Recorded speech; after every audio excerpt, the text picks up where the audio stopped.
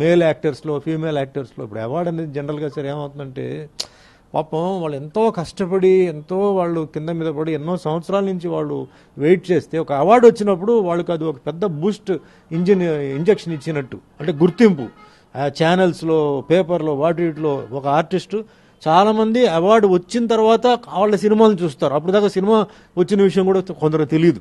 అంటే cinema hit అయితేనే award కాదు, హిట్ అవ్వకుండా సినిమా మంచి మెసేజ్ ఇచ్చిన సినిమాలు మంచి యాక్ట్ చేసిన వాళ్ళకి అవార్డు అంటే అదే. జనరల్గా మీరు చూసారంటే అవార్డ్స్ అంటే అదే. కానీ ఇక్కడ ఏమవుతుంది, కొన్ని కమర్షియల్గా హిట్ అవుతాయి. మళ్ళీ కమర్షియల్ హిట్ అయిన దాంట్లో కూడా చాలా కాంట్రవర్సీలు వస్తాయి. ఎట్లా ఇచ్చారండి ఆ సినిమాలో, అంత సెక్స్ ఉంది, అంత వైలెన్స్ ఉంది, పోలీస్ వాళ్ళని కించపరిచిన సీన్స్ ఉన్నాయి, అమ్మాయిల్ని కించపరిచిన సీన్స్ ఉన్నాయి, ఎట్లా ఇచ్చారు ఇది ఒక వర్షన్ ఉంటుంది. ఇంకా డీప్గా పోతే చాలా ఉంది, అది జ్యూరీని అడగాలి ఎట్లా ఇచ్చారు.